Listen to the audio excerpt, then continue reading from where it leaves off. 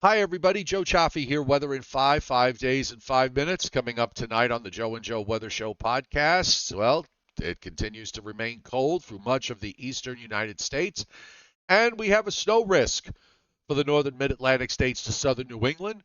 Friday into Friday night. So stay tuned, folks, tonight on the Joe and Joe Weather Show podcast at 7:35 p.m. Eastern Time. From the standpoint of active weather, things have calmed down a bit. We don't have a lot going on as far as watches and warnings are concerned. We do have lake effect snow warnings up for parts of western New York and north central New York as the lake effect machine continues there.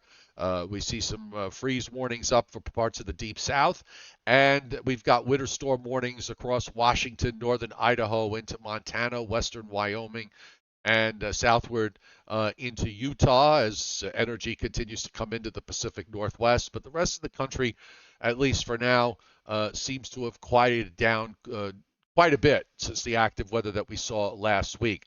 On the satellite loop, we've got some clouds. You see them back to the west. Actually, what you're seeing uh, from Maine down in through West Virginia, Kentucky, and into Tennessee, if you notice, those clouds aren't moving, and that's because that's actually snow cover that is showing up on the satellite. The clouds in the eastern Great Lakes, they are moving, as are the ones up in western New York, and then, of course, you see the rotation in the Pacific Northwest with energy that's come in off the Pacific. Our weather system that's going to be moving through the northern mid-Atlantic states to southern New England is actually not coming from this system, but it is going to be coming from energy left from last week's big storm that went up into the Great Lakes. That's going to be rotating around.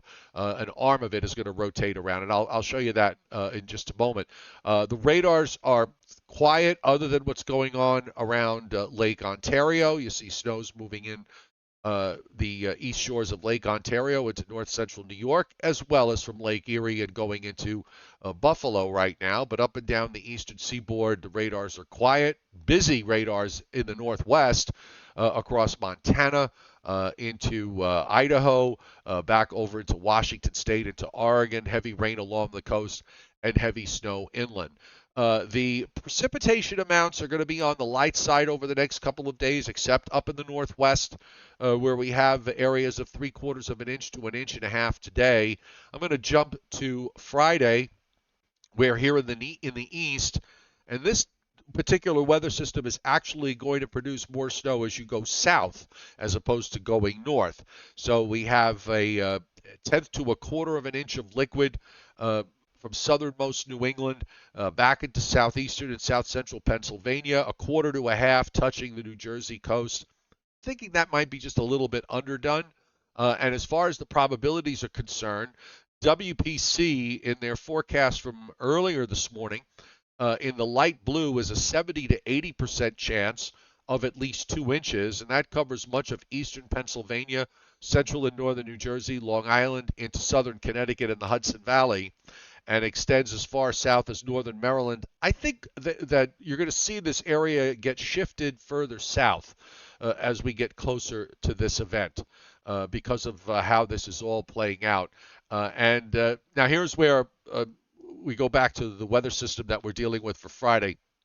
If you look up, and I think maybe the wider view here of North America might be better, a better way to take a look at this. Oh, can't get that shot. I'm sorry. Let's try this one. Let's try the full U.S. view.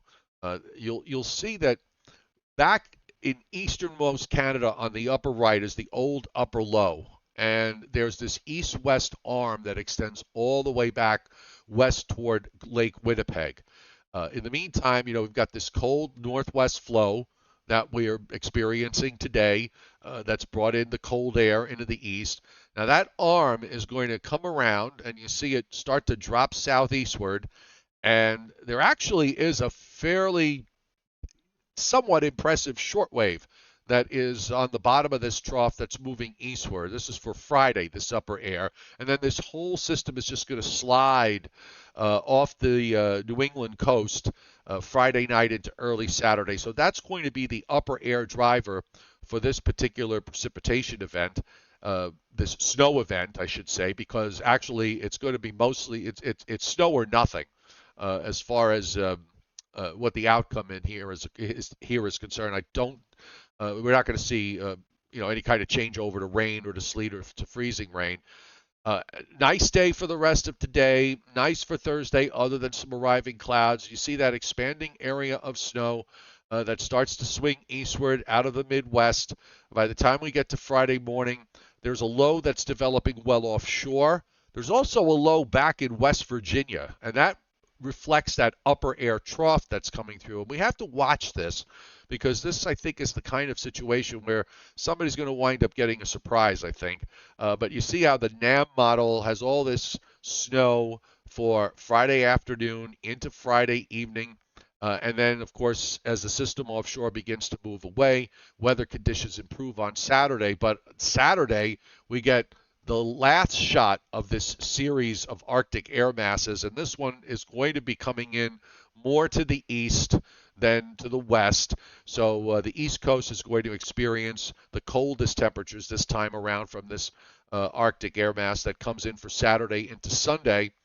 And as we move into next week, I'm just going to switch over to the GFS. We are going to see the pattern moderate a bit. I don't think it goes to what weather people who don't like spring weather in the wintertime, they often refer to it as a blowtorch. I don't think it's going to be that warm, but we are going to probably see above normal temperatures. But we're talking maybe back into the 40s. And weather systems, there's not going to be a lot of cold air around. There might be enough cold air for some snow Tuesday or Wednesday in parts of New England. But other than that, for the most part, most of next week will be without Arctic air masses to deal with. So that's a plus. Save a little bit on heating bills. All right, folks. Don't forget tonight, what do we got? We've got the Joe and Joe Weather Show podcast at 7:35 p.m. Eastern Time, and we will talk all about this system coming up. And by the way, in terms of snow amounts, I think this is going to be anywhere from a 1 to 3 to maybe 2 to 4 inch snow event. It doesn't look like it's going to be a big deal unless somebody gets a surprise, which again I am not ruling out. But we'll get into all of that again tonight on the Joe and Joe Weather Show at 7:35 p.m. Eastern Time.